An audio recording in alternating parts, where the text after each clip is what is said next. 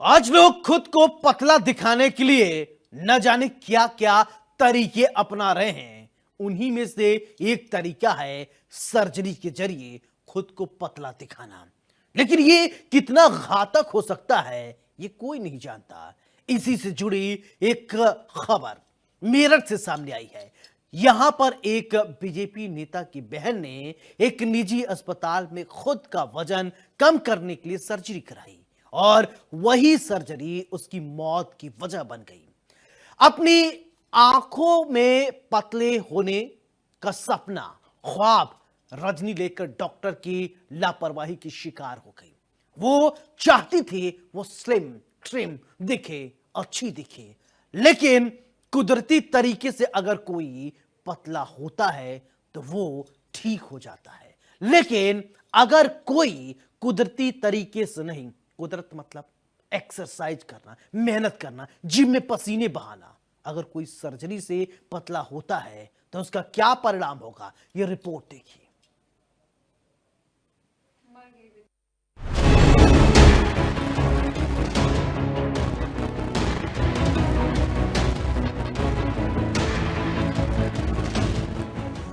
BJP नेता की बहन की मौत, खराब स्टिचिंग से फैल गया इन्फेक्शन।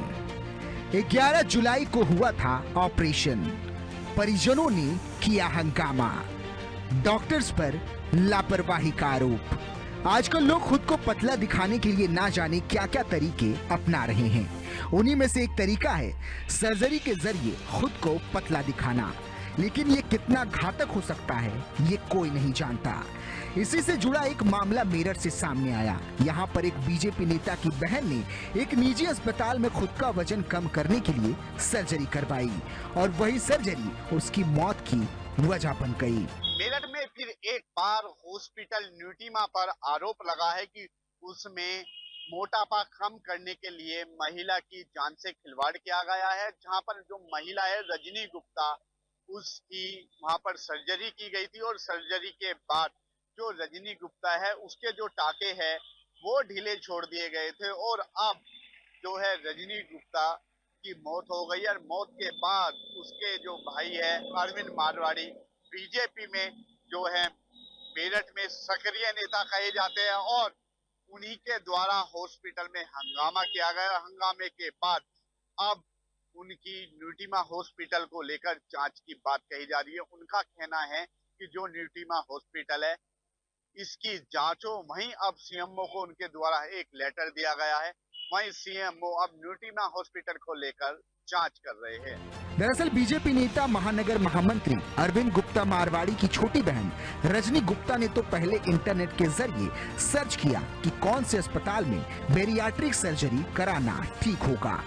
मिली जानकारी के मुताबिक एक निजी अस्पताल न्यूटीमा के साथ तमाम अस्पतालों के नाम इंटरनेट पर दिखाई दिए, जिनमें महिला ने अस्पताल न्यूटीमा को चुना और वहां पर डॉक्टर्स के साथ अपॉइंटमेंट ली।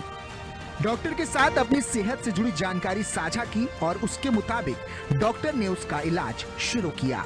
सब कुछ ठीक चल रहा था, लेकिन जब 11 जुलाई को सर्जरी की गई तो डॉक्टर्स की लापरवाही के चलते स्टिचिंग इन्फेक्शन हो गया। मेरी बहन को ऋषि सिंगल ने अपनी लापरवाही से ऑपरेशन करा, उसके चिल्लाने के बावजूद उसका इलाज नहीं करा, उससे उसकी मृत्यु हो गई। इसका जिम्मेदार पूरी तरह से ऋषि सिंगल है। न्यूटीमा हॉस्पिटल डॉक्टर ऋषि सिंगल को बचाने का प्रयास कर रहा है।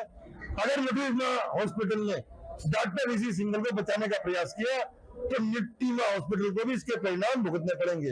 लगातार देखा जाता है न्यूटीमा पे लगातार इस तरह की घटना होती जा रही है, लेकिन उसके बाद भी कोई कार्रवाई। डॉक्टरों की टीम रख रखी है इन्होंने यहाँ के अंदर, पैसा उड़ाने का अड्डा बना दिया है न्यूटीमा हॉस्पिटल को और कोई सुविधा नहीं है, कोई इलाज नहीं है। मरीज जा रहे हैं, सरकारी हॉस्पिटल में भी इससे बढ़िया स्थिति है, 5-5 लाख रुपए ले रहे हैं और इलाज के नाम पर, सुविधा के नाम पर कुछ नहीं है।